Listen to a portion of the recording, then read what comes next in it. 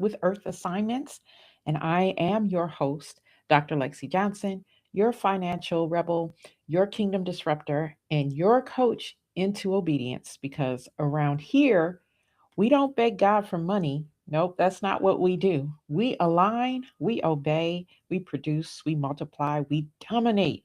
And if you're ready to steward well and think boldly and build wealth, then let's dive in. Last episode, we talked about China and global monetary shifts. We talked about the hidden energy war behind AI. And we also talked about the commercial real estate pressure that's still sitting underneath the economy, right? But today we're going to go deeper because while people are distracted, the systems keeps shifting. So this is a part two to last week.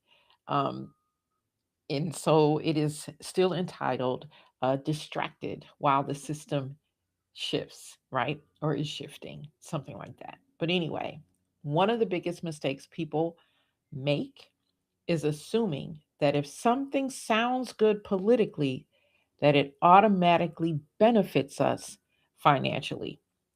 And that's not always the case. Kingdom stewardship requires discernment, analysis, wisdom, not emotional reactions. And today we are going to talk about a couple of things. One, we're going to talk about Trump's proposed retirement account expansion. We're going to talk about the pros and the cons that nobody is discussing. We are going to talk about the truth about consumer credit right now and why credit card dependence is exploding. And we're also, as usual, going to talk about how kingdom citizens can avoid getting trapped in the illusion of financial stability. Okay. So before we get into all of that, um, we'll be back right after this intro.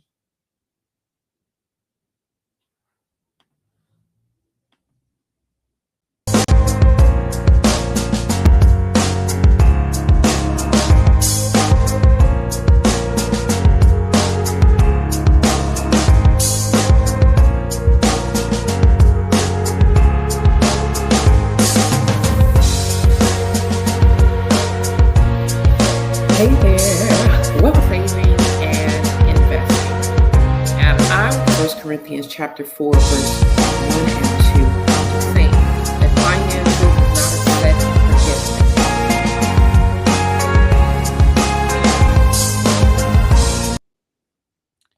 All right, hey there. Welcome to the Radical Podly. Podly? Yeah, take two. Hey there. Welcome to the Radical Godly Stewardship Podcast, episode number 74, Distracted While the System Shifts. So, as I mentioned, we're going to talk about Trump's new retirement account that he's proposing, and we are also going to talk about um, the credit card problem. Okay, but before we do that, we're going to do our stewardship check in. And so I want you to pause and ask yourself these three questions. The first is, am I building real wealth or just managing financial pressure? Because there's a difference, right? Many people think they're building, but they're not building anything. They are simply managing. They are maintaining the status quo. Um, and oftentimes they're not even maintaining the status quo. Things are going backwards, right? The second question I want you to ask yourself is, have you normalized debt because everyone else is in debt? Right? It's very easy to just look at, oh, a high percentage of people are in debt. And so that's the way life is. Debt is just a way of life. Listen, and from many years of doing this work, of assisting people, teaching people in their finances, I know that mindset exists and it still exists today, right? Um, Culturally, people think that debt is just part of life. Okay. That is why when we go to buy a home, we're looking to take out a mortgage automatically, right? We're going to buy cars and we're looking to finance those cars automatically, right? Culture can and has normalize bondage because that's what debt is for the most part. Okay. And then the third question I want you to ask yourself is if the economy tightened further tomorrow, would your financial structure survive? Okay. If the economy tightened even further tomorrow, would my financial structure survive? Okay. And I'm not talking about emotionally, I am talking about mathematically. Okay. Proverbs 22, verse 7 says that the rich rule over the poor, and the borrower is servant to the lender. And it's in times like these where we really feel how true that is, right? Because the more debt that you're in, the more or the less margin or cushion that you have, right? The more you feel trapped in bondage. And that's what debt does if not used responsibly, right? And not, using it for everyday stuff is not responsible. But we're going to come to that in a little bit. And this scripture in Proverbs 22:7, this is not condemnation. Okay. So if you happen to be in bondage right now, you're in quite a bit of debt, you're, robbing Peter to pay Paul, things are very tight, or maybe you're just making it by the skin of your teeth. So you're not necessarily robbing Peter to pay Paul, but you have just enough to make it work. This, again, this scripture is not condemnation. It is a warning, though. All right. So we've got two subjects to talk about today. Let's get to them. The first one, and I hope you guys, I have my windows open because I love natural air. Okay. Having said that, I can't control really what's happening outside. It was quiet before I got started. Now it's not. I'm hoping that you guys are not hearing it for the most part. I'm hoping while my tech setup is doing its job and you're not hearing all of that. But anyhow, we're going to talk about the Trump retirement account proposal, okay? Because right now it is a proposal. So let's talk about what's happening. So recently, there's been discussion around expanding retirement access for Americans who don't currently have retirement plans. They don't currently have workplace retirement plans. Let me put it that way. Okay. So who does that involve? Um, we're talking about people who are making about all of their money from the gig economy, right?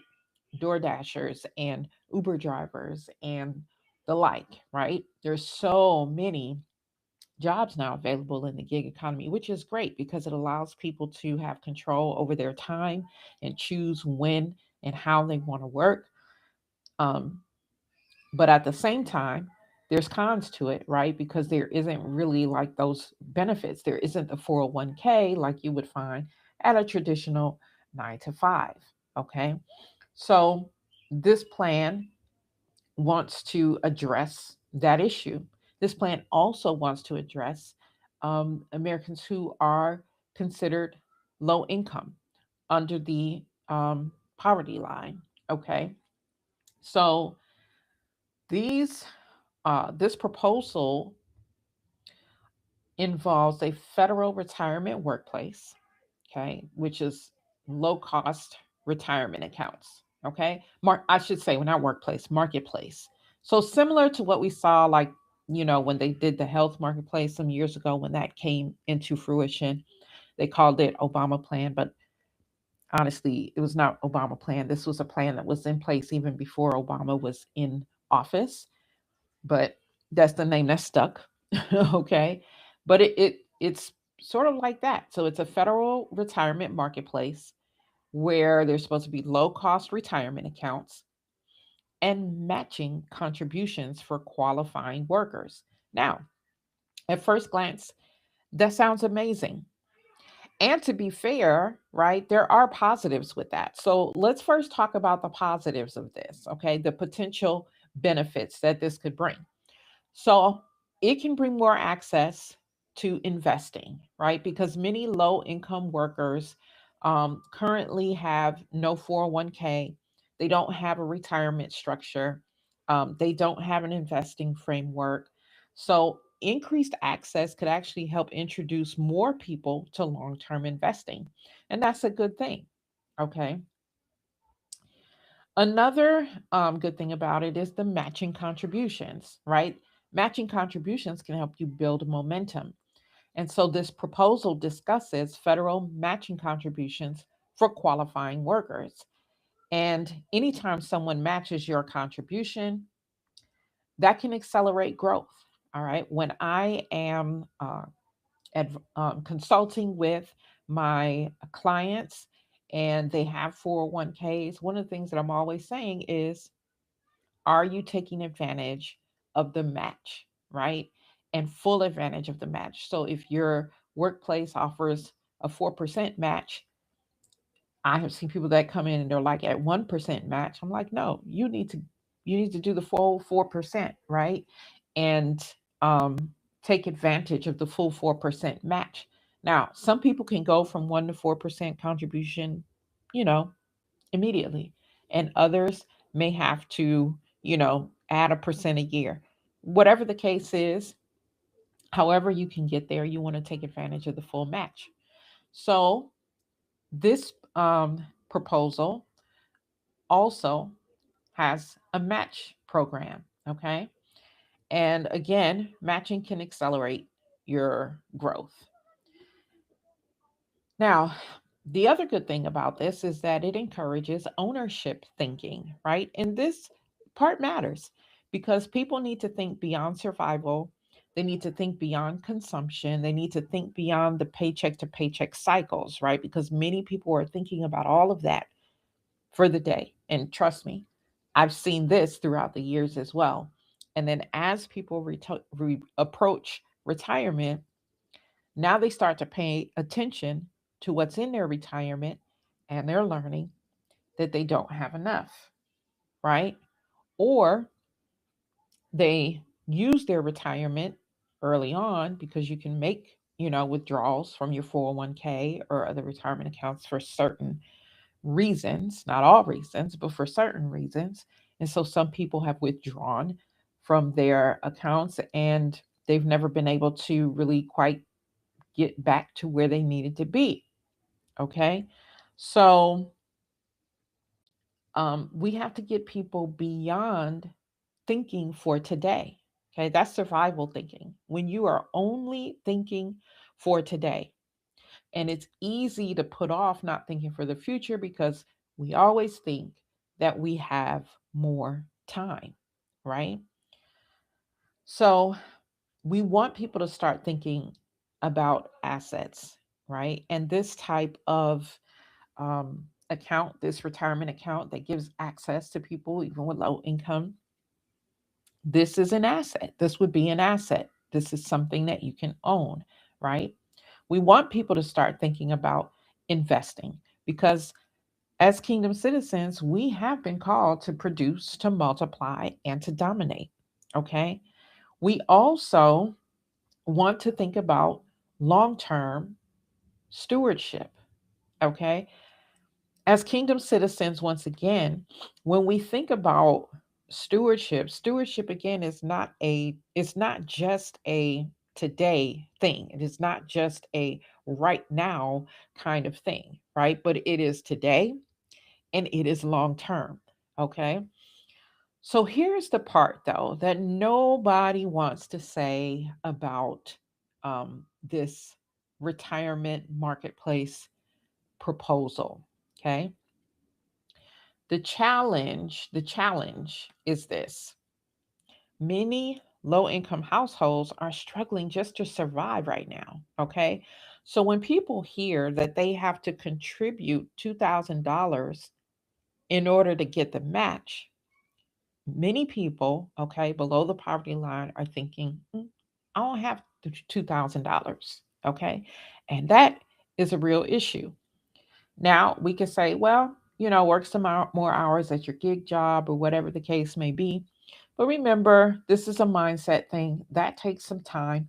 But there are also people who genuinely don't have an extra $2,000 lying around to put towards this so that they can get a match. Okay. This is where policy and reality collide because mathematically, if someone is already living paycheck to paycheck and they're carrying credit card debt and they don't have an emergency fund, asking them to aggressively invest first may not actually solve the problem, okay? Or the deeper problem, the root problem, okay? We're great at the band-aids. And so this retirement proposal, retirement marketplace proposal really is still not getting at the root of the matter, okay? Now hear me when I say this. Investing matters. It absolutely does. Retirement matters. It does because part of stewardship is making sure that we multiply, right? Which includes investing, and that we are making provision for our future. Okay. So retirement does matter, but stewardship starts here. It starts with solvency, it starts with stability, and it starts with discipline. Okay. Because if someone is drowning financially, throwing them an investment account without financial structure does not automatically create wealth. In fact, that person will still not create wealth.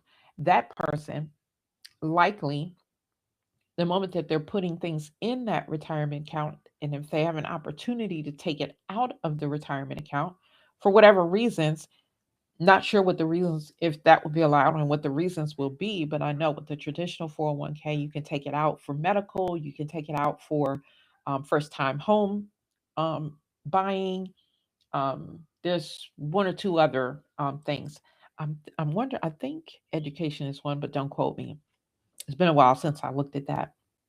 Anyhow, with this marketplace retirement account, we can find that the same thing will happen because people are facing crises today.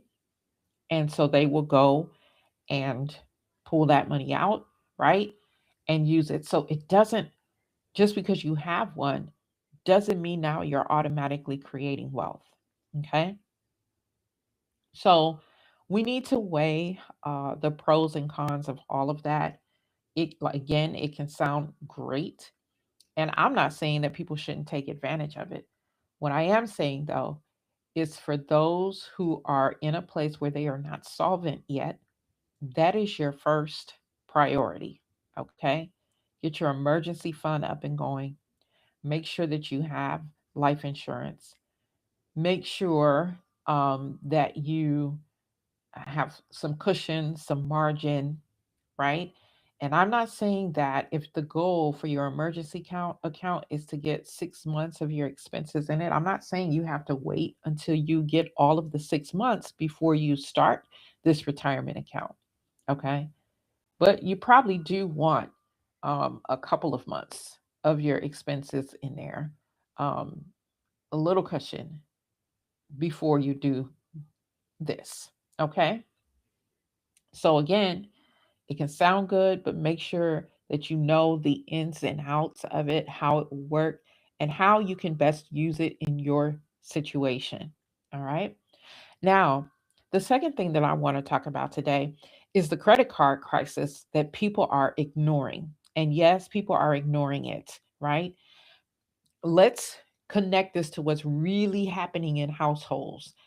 Right now, America is carrying record levels of credit card debt. Okay, record levels. U.S. credit card balances have now climbed to above 1.28 trillion. Okay, 1.28 trillion. I'm wondering. I'm gonna look it up. Like, what is the national debt right now, and compare it um to household debt. What is U.S. national debt today? All right. So the U.S. National debt today. Oh, now normally they just pop a number right up and they want me. Um, 38.9 trillion. Okay. 38.9 trillion. That is a whole lot. Okay. That's a whole lot. Um, but households combined are experiencing 1.28 trillion. Okay. And when you start talking about trillion is like just an unimaginable number. Okay. 1.28 trillion. That's a problem. In fact, in 2020, it's been climbing since 2023. All right. 2022, 21, 2020, it shot up again because, of course, we had the shutdown. People, it was, pandemic, all of those things, right? So that caused people to have to rely on their credit cards because they were not solvent. Now, most of us should have learned, if not all of us, should have learned from that period of time to make sure that you now have an emergency fund, and you've created yourself some cushion, life insurance, all of those things. But here we are again, right? Where the economy has tightened, it continues to tighten. We are at the threat of another virus, right? And that's another that's another topic in another time at another time. But we see the pattern, right? We see the pattern, and so times have tightened again. 2023, it was 1.1 trillion. We are now at 1.28 trillion, almost 1.3 trillion in household credit card debt. That's a problem. Okay, that is a problem. Now, why is it a problem? Why does this matter? This is telling us that people are not just using credit cards for luxury anymore, because that's what it was. That's what it should have been for.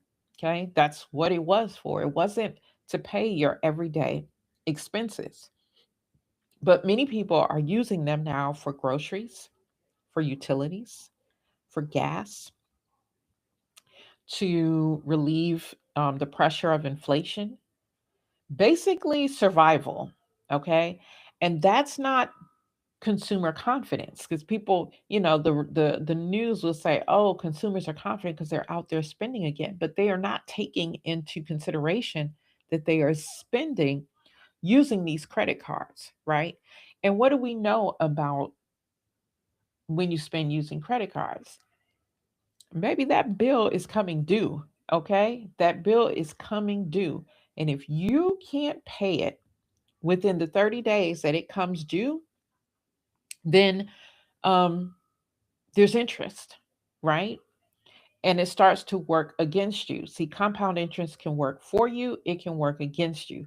Not here to talk about compound interest today, but what I will say is when it works against you, now we're really talking about slavery mode, bondage mode, okay?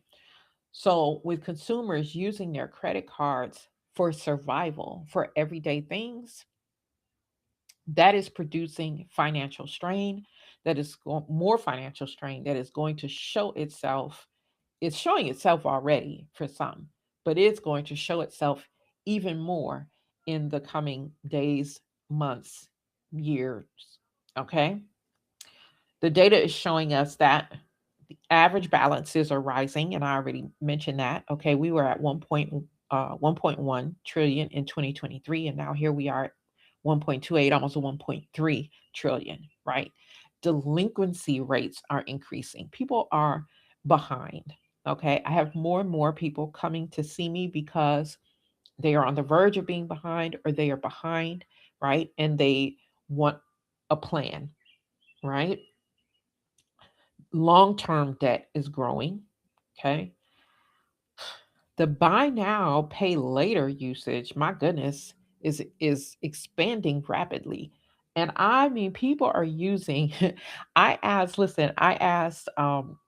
AI to do an unhinged bio of me, ChatGPT specifically. I asked to do an unhinged bio of me. And it was so funny because it had this line in there about, me chastising people about getting DoorDash and using Klarna to pay for it. And, while it was only unhinged and it's actually the truth of what's going on, okay? People are using Klarna, Afterpay, and all of these things to pay for food, to pay for everyday necessities. All right. And that's crazy, right? And one of the most concerning trends is that many people are carrying debt for years. Okay. They're carrying it for years. And that's what I was saying, that once that compound interest starts working against you, right, it just piles on. And so you couldn't pay for it to begin with, which is why you use the credit card or you use the buy now, pay later, right? You couldn't pay for it then. And again, we just think, oh, I'll catch it up 2 weeks with my next paycheck or whatever the case may be. But that next paycheck comes and you can't catch up because you're trying to pay for the things that you already had, right? So that interest starts working against you. And through all of this, there is still the illusion of still doing okay, right?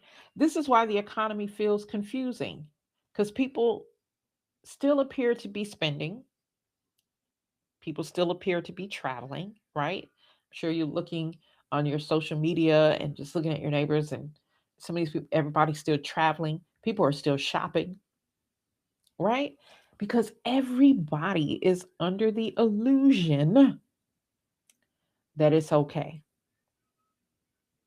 And you might be thinking, well, how can I be under the illusion that it's okay when I'm sitting here saying I'm living paycheck to paycheck? Yeah, you're saying it, but you're not living as if, right? You're not living as if you are. You are spending at your normal rate or more, traveling, right? More, when these are things that you should be adjusting in these times, okay? So people think that, they're given the illusion that they're doing okay. But the truth of the matter is that they're financing everyday life with high interest debt. Think about that, okay? Think about that. So that creates this artificial stability. I'll put it on the credit card, it'll be all right. I can pay for it later, right?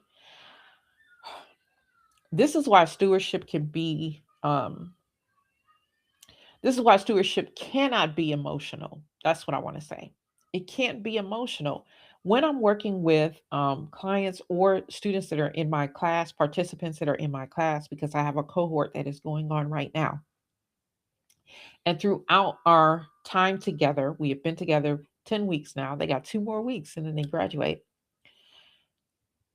But we have been talking about from day one that stewardship cannot be emotional, that you have to detach the emotions from money because our emotions is what leads us, a lot of the times, leads us to detrimental decisions that we are making with our finances.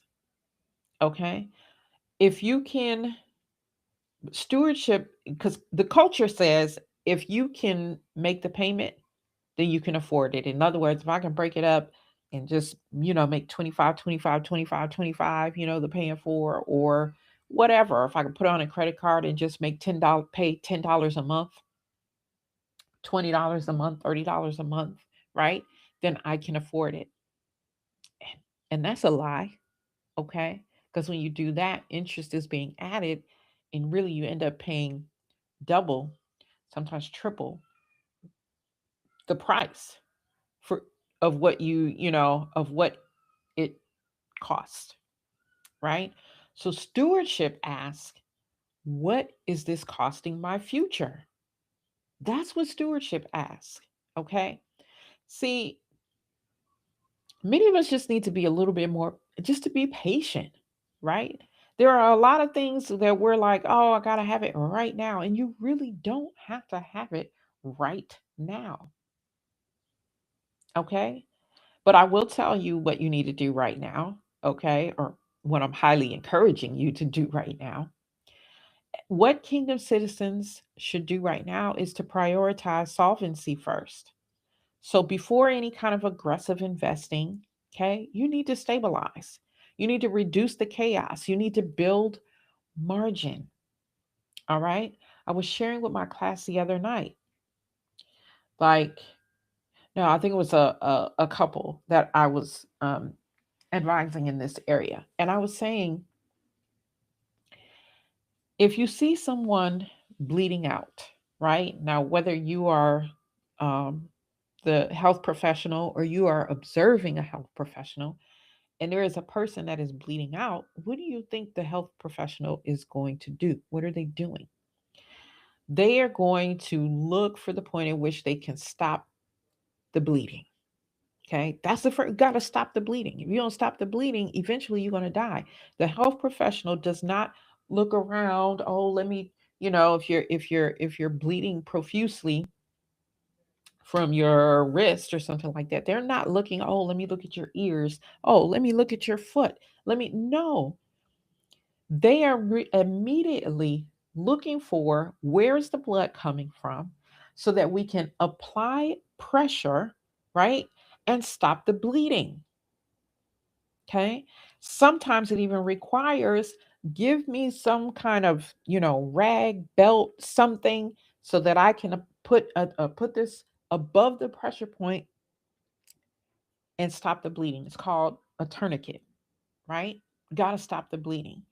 And for many of you, that's what you must do with your finances. You have got to stop the bleeding. Many of you, you see the bleeding, you see it, you feel it, but you're like, oh, let me see what my foot is doing. Oh, let me, you're paying it, you're just all over the place, ignoring the bleeding, allowing yourself to bleed out and die essentially in your finances. Okay. So you have to stop the bleeding. Stop using credit to maintain appearances. All right. Debt, um, debt funded lifestyles are exhausting. Okay. They are exhausting to people spiritually and financially. Okay. So, all right. I just had to, I had to check something really quick. I'm like, I don't know if it's still alive or not. I should be.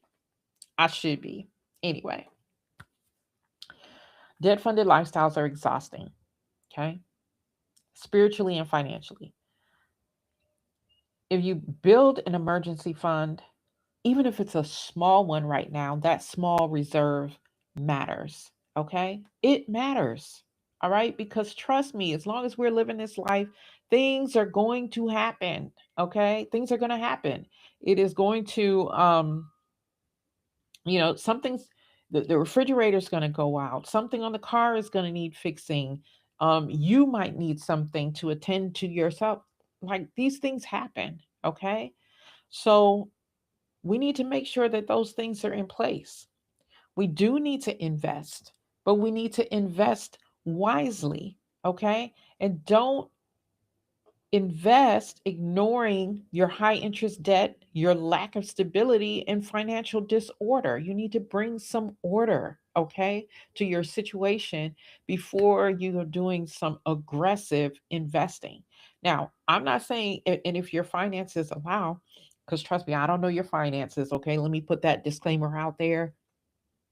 I don't know your finances. This is for educational purposes, okay? Um, but there are people who can, all right, I'm putting, 50 a week aside for emergency, and I can also put $10, in a high yield savings account somewhere for my future investing. What, I can do that. I can invest right now, maybe, right? But maybe I can put $5, $10 aside for it. Everybody's situation different. Some people, their situation is like, no, every extra that I have right now needs to go and build my emergency reserves. Okay. So you have to learn to discern systems. Not every good sounding policy solves the root problem. Okay. Now, let me connect this. The system is shifting toward more individual responsibility, more investing participation, less dependence on pensions. Obviously, pensions have been gone out the door. Like there's very few of those still alive. But even the 401ks. I'm not saying they're going anywhere, but the 401k was never created to replace the pension. It was a supplement. Okay. But people depend on those and think that if I have my 401k, then I'm good. Right. They don't even understand them. They can't read their statements. They don't know what they're invested in, how, when it's working, who, whatever. They don't have no idea. But because they have one, they think they're okay. Right. So you know we got to be mindful. Okay, so the system is shifting towards that individual responsibility, investing participation, less dependence on pensions and all of that, but increased financial complexity. And at the same time, you as the consumer are under pressure from inflation, pressure from debt, pressure because your income is not keeping up. And so that combination, okay, what the system says is shifting to and what people are actually going through, right? There is an opportunity for you to be disciplined, but there's also danger for being unprepared. And you have to decide which way you're going today, okay? So if you see the bleeding, right, in your finances, don't ignore it. Don't, think, okay, I'll just put on a credit card and business as usual. No, all of this will catch up with you, and it will catch up with you in a horrendous way. Okay. So if you see the bleeding, take action. Okay. And one of the things that you can do today to take action, which won't cost you your life savings, right, is to purchase my book, Stop Begging God for Money. In fact, let me get, because this is my copy because it's got the gray stripe going through, but there. Okay, without the gray stripe going through. This book you can get today. Okay, if this episode today challenged your thinking, then it's time to build differently. Okay, and Stop Begging God for Money will help you. This book will help you. It's going to help you break passive financial thinking because that's what's going on right now. That the fact that you can just swipe the credit card and be like, I'll pay for it later, you're not really thinking things through. And and you keep repeating this pattern and other patterns. This is going to help you break those passive financial thinking patterns. Okay. And it's going to help you understand true stewardship. What does Yah actually want from you regarding your finances? Right. And it's going to help you build financial discipline. It's going to help you move from survival into strategy. Okay. It's going to help you move from making emotional decisions to making strategic decisions, okay, that are going to benefit you and your family in the here and now and in the future. Okay, so you can get this book at authorlexijohnson.com. Authorlexijohnson.com. Now you can also get it on Amazon and anywhere where online where books are sold, matter of fact. However, if you know, you know, get it from my website, okay? Authorlexijohnson.com. All right. So the system is changing. And the people who thrive in changing systems are not always the loudest people. They are usually the most disciplined. They're usually the ones who are not just reacting to the headlines, but they are building. They are building structure, they're building wisdom, they're building stability. Okay. So there is that. Again, make sure that you grab your copy. Okay. AuthorLexiJohnson.com. The book is like 15.99 with tax. Yeah. You end up paying like 20 something with the shipping and all of that all together. Okay. If you can't do this right now, then you can at least subscribe, okay, on my Facebook profile page at the Lexi Johnson. On my Facebook profile page, you can subscribe, okay, and get the deeper content. And guess what? That is only 99 cents a month for you to get content. We start with, and each week we start with mindset, we go into teaching, and eventually we end the week with we go into strategy, and we end the week with an action, you taking an action. Okay, all of that every week for 99 cents. Okay, so you can do that as well. All right, well, that's a wrap for today's episode of the Radical Godly Stewardship Podcast. I am Dr. Lexi Johnson, and I am reminding you, yes, I am reminding you to produce, to multiply, and to dominate. All right. God bless. And we'll see you next time. Now, I don't know if I can get this intro to play. I told y'all I've been trying this new thing to see if I'm going to switch over to it. And I was excited about switching over to it, but some of it is a little bit complicated here. Anyway, we'll play this again. God bless. Love y'all.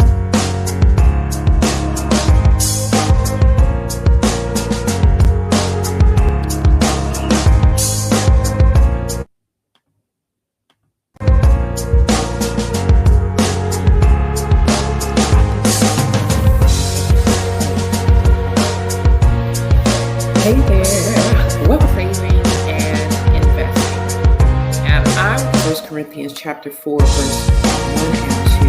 I'll say that finances